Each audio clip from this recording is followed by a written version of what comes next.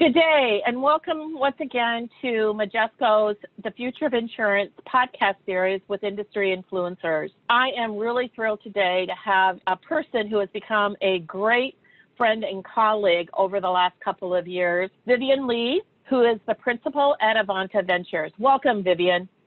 Thank you, Denise. Thanks for having me. So, Vivian, why don't you give a little bit of background on yourself and your role at Avanta Ventures, and in particular, kind of how you guys are involved in Insurtech?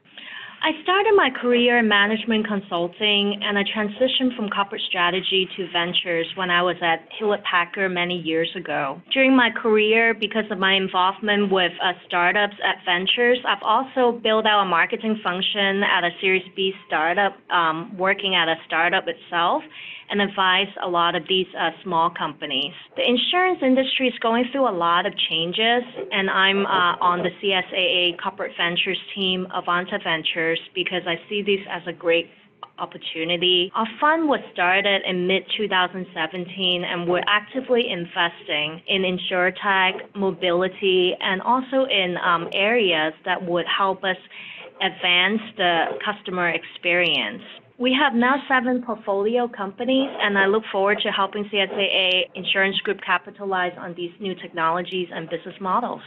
That's great. You know, we met at the Silicon Valley Insurance Accelerator a couple of years ago, and both of us have seen a lot of new insurtechs kind of come through, both some technology firms and some data firms, analytics firms, but also some MGAs that are moving into full stack insurers that have kind of come, both SVIA as well as other accelerators. How do you guys go about evaluating the potential of them? We have a standard framework that we apply on each deal. For example, we look at whether a company is solving the right problem that we care about, what is the market size, and what is the market dynamic. But there are definitely specific issues that we drill down on in each deal. We also spend a lot of time on vetting the team. We want to invest in the right experience, personality, and team dynamic. In the Insurtech space, customer acquisition cost and loss ratio are the 2 important areas that the startups have to solve for. And we look for startups that already have this experience in acquiring the right customer, and also have developed models that keep the consumers coming. On the loss ratio side, we look for companies that have developed the intelligence that can acquire the right segment of customers and keep this loss ratio down. For example, our portfolio company, Keen Insurance, is a good example of that. They leverage a lot of They told us that it's thousands of data points to make the most relevant policy recommendation for the home, and then they personalize the most relevant questions for each application when an applicant goes online to apply for a home insurance. And these new data sources enable them to accelerate the customer acquisition and improve the actuarial process. Great. Insurtech really kind of came to the forefront getting at the end of 2015, where it kind of exploded into the marketplace, and the amount of investment there has been pretty tremendous. How do you see the impact of Insurtech on the overall insurance industry? What's your view on that over the last 4 to 5 years? Yes, I know that, right, basically after FinTech, Insurtech has become a hot sector. The end consumers and businesses, especially the small businesses, are the winners of these innovations. As an example, filing a customer claim used to be very cumbersome, and now we have these self-service phone apps, companies like Snapsheet, automobile claims, and Planner for home claims, that allows you to take claim pictures, and you can pretty much get an estimate almost immediately. And this vastly simplified the much more cumbersome legacy claim process that involves a lot more resources. Another example that I have seen is in the SMB space, where policies are written for the spectrum of small businesses that range from construction workers to small business restaurant owners. There's a huge diversity in that space, and it's very difficult to write policies for them. And these desk agents used to have to gather a lot more paperwork and conduct a lot more researches to underwrite the right policy. But now we've got standard processes and digitization to look at a lot of data outside automatically with companies like Turing Labs, making this underwriting just largely much more automated. And I think that the consumers and also the small businesses are largely benefiting from this. I couldn't agree with you more, and I know you and I have talked about this from the consumer and SMB research that we've been doing for 4 years, and we're just going to get ready to start kicking off our next iteration of that. What's been really fascinating over these last 4 to 5 years is really seeing the rapid change in expectations. We often talk about the millennials and Gen Z, which obviously are really, very digitally engaged generations, but increasingly the older generations are as well, as they've become more adept at using different digital technologies or companies like Uber or Amazon or Netflix. Their expectations have dramatically changed, are accelerating now as well to want to do business in a different way that every insurer really needs to go and really think about much more strategically. And unfortunately, there's not a lot of time for some people to be able to do that because the pace of change is happening so rapidly. Agree? Yes, and I can't wait to see your research, Denise. Well, it'll be early next year.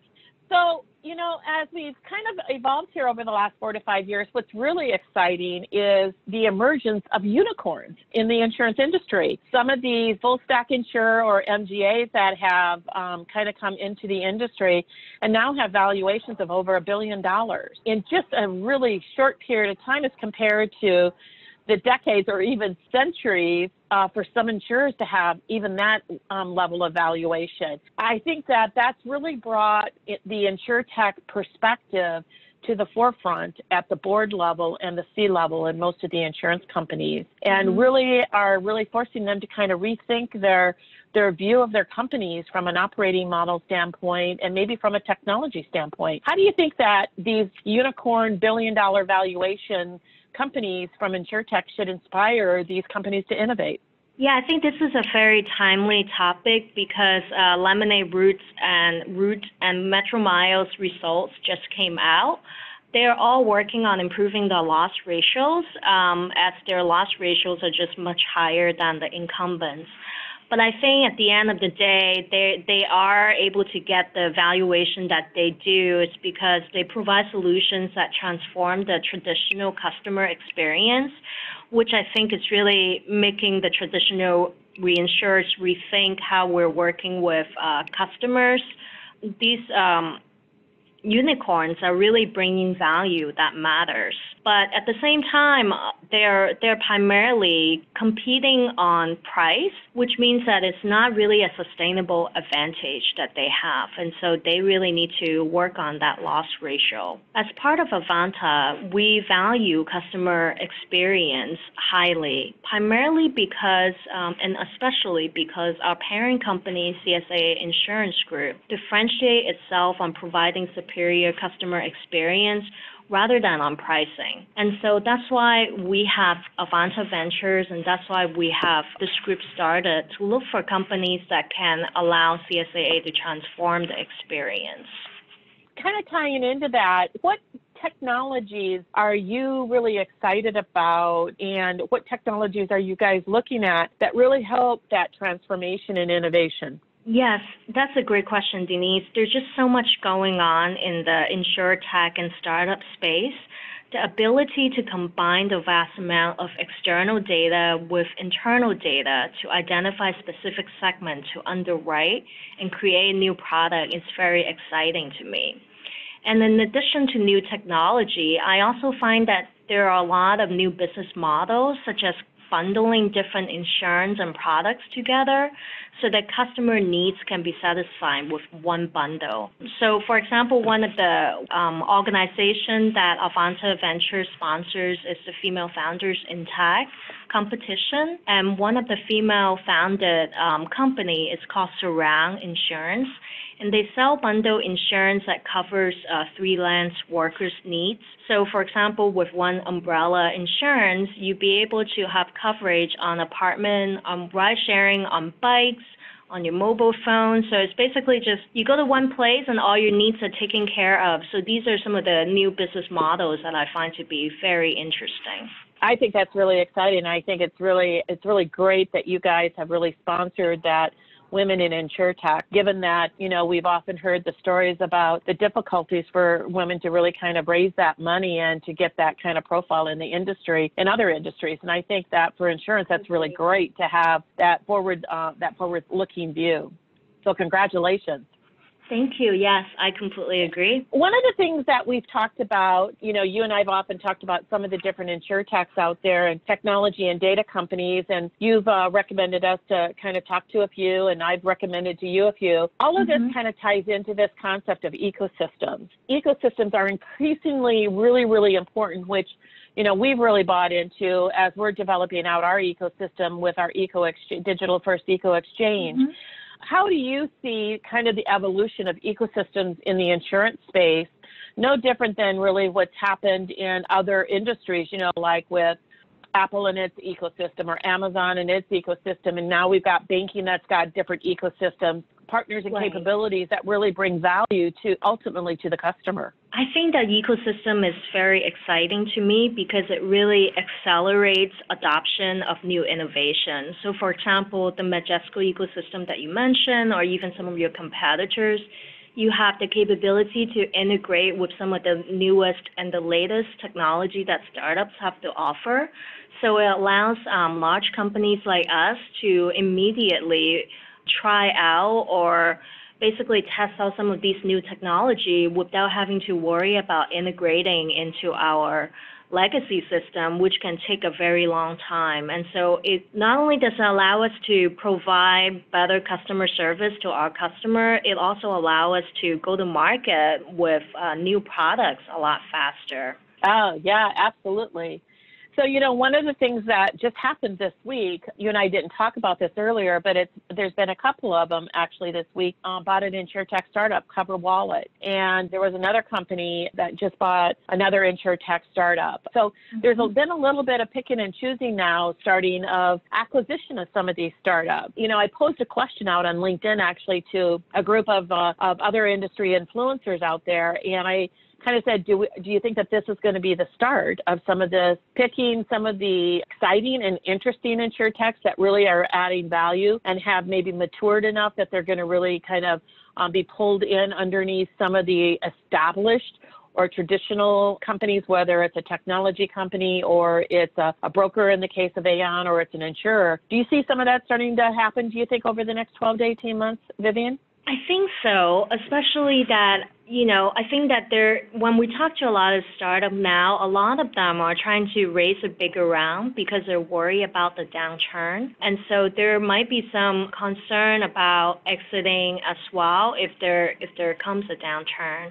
And then the other issue or the other opportunity, I guess, that we're facing is that we're seeing some of these really large companies, large startup, well-funded startup that just continue to lose money. So there might be pressure for them they might start to have problem with raising additional funds. So there might be problem or pressure for them to have exit. And I think that, their technology would be very beneficial to the incumbents. And so we'll start to see, more of them getting shopped around, and so large insurers would start buying them. I think it's going to be an interesting next 12 to 18 months from that perspective. So as you kind of, think as we're close to ending 2019 and we're going to be getting 2020, where do you see the insurance industry in the future, and what really excites you as you look out, the next couple of years? The amount of data that can be used by insurer has increased exponentially, especially that when we look at all the IoT products out there,